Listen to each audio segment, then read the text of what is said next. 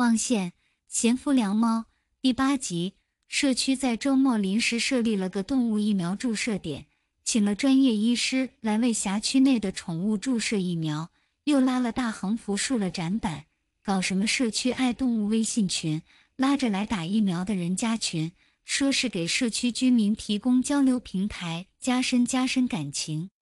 魏无羡完全没有和不认识的人加深感情的意思，但还是拗不过工作人员的热情似火，扫了2维码加了群，一看里面居然已经有100来号人了。他摁灭了手机屏幕，将猫箱提上医师面前的桌子，打个猫3连，谢谢。这个医师腰背挺得笔直，从年纪上看不到花甲，但就是显得七老八十，蓄着黑山羊须，配着一张严肃到近乎古板的脸，魏无羡脑海里莫名浮现出老中医3个大字。医师开口，语调也是毫无波澜，仿佛谷歌语音。之前有没有打过？之前只打过狂犬疫苗。魏无羡边说边去翻包里的动物免疫证，打开了给医师展示疫苗注射记录。证件上贴着当天拍的黑猫照片，明明只是一只猫，却显出满脸冷淡。医师凌厉地盯着他，我先检查一下猫。魏无羡被这样的目光盯得浑身不自在，这道目光里掺杂着莫名的审视和恶狠狠，搞得魏无羡把自己从头到尾检查了一遍，是扣子没扣好袒胸露乳了，还是裤链没拉上有伤风化了。然而什么都没有，但其他医师面前都坐着人，他走也不是，只好去开猫箱的门。虽然已经和蓝忘机事先进行了友好谈判，但魏无羡还是做好了黑猫会大挠四方的准备。加上人多嘈杂，环境陌生，他其实更担心蓝忘机情绪不稳定。他扣着2条前腿把黑猫拖出来，本着先下手为强的原则去摸它的头，尾椎上方一类让猫类感到舒适的地方，尽量让它保持平静。蓝忘机果然很给面子的，除了耳朵甩了甩外一动不动，安静中带着点罕见的肃谨，甚至都没有露出指甲。魏无羡慢慢把手移开，由老中医接手了猫。老中医随意梳了2把猫脊背，抓出1把浮毛，他盯着那些毛眉头皱得更紧，把猫掀过来，去翻肚子上的毛。魏无羡在一旁看得目瞪口呆。蓝忘机从不让任何人翻他肚子，他偶尔偷摸2把，还要提防被挠脸，如今居然在个黑须老头手下任人宰割，乖得像只病猫。魏无羡感到千万只柠檬在心里炸裂翻腾，好酸。老中医掏出个小电筒，拉开猫耳朵，开始去检查是否有耳螨。魏无羡见猫耳朵被拉成了一条直线，忙道：哎，轻点儿，我家猫怕疼，疼了它会咬人的。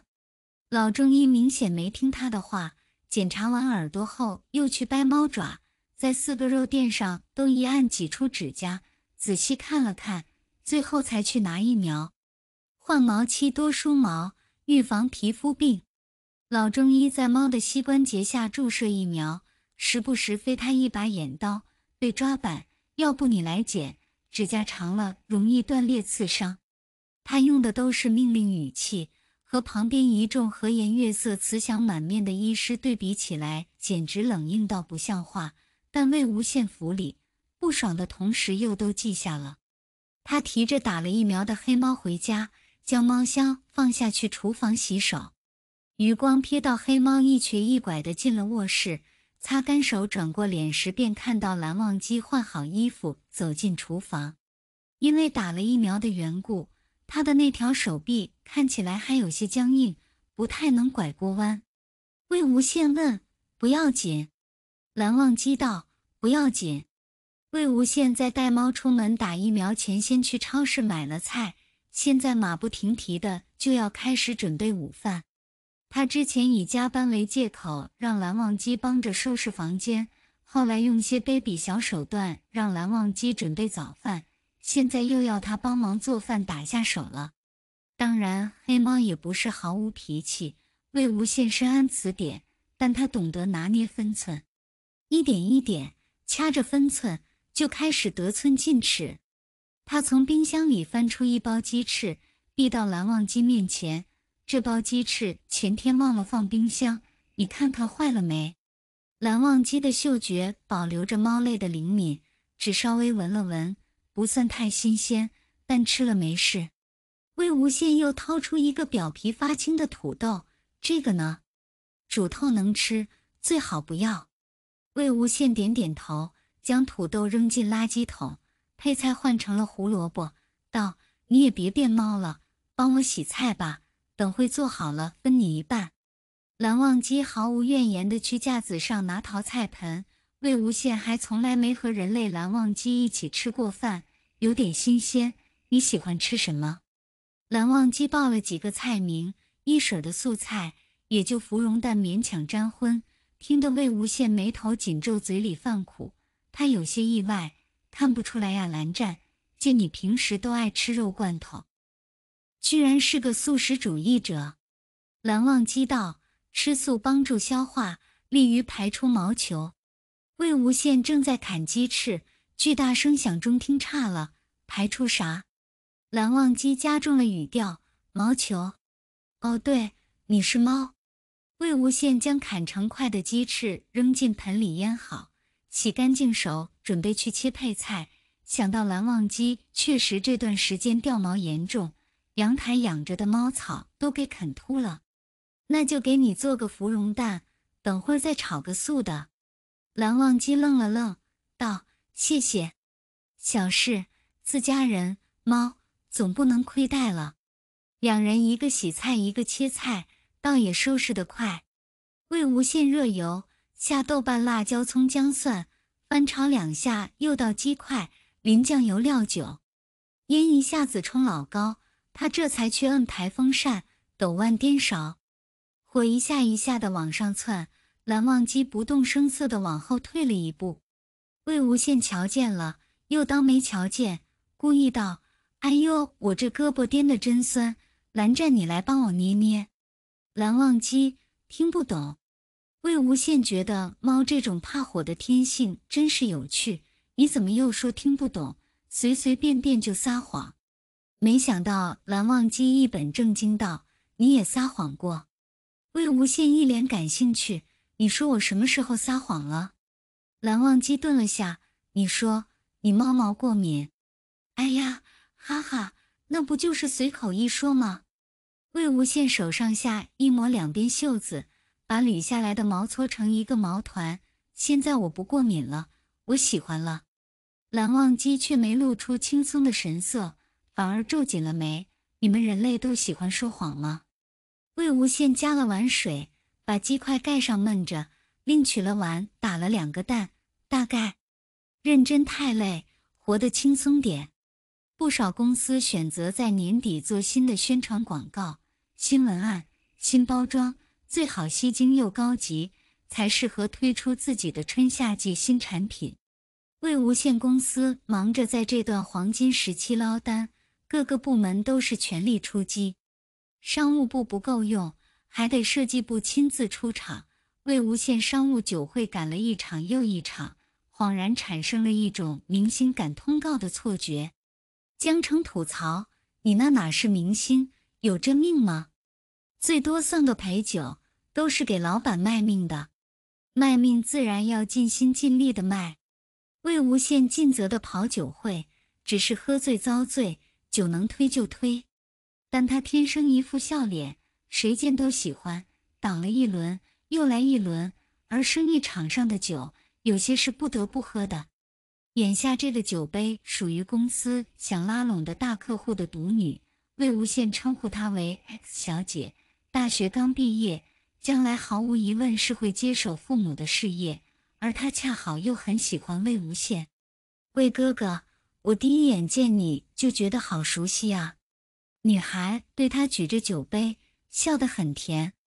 魏无羡轻轻和她碰了下杯，那就是很有缘了。小姑娘拉他去靠墙的沙发坐下，说是闲聊，却老是有一搭没一搭的往那些日常琐碎细枝末节上问，还动机不纯，明显是想套魏无羡的话，特别是有没有女朋友。魏无羡亏就亏在没女朋友，故意挑让他猜不出的地方答，鼻尖若有若无的全是女士香水味。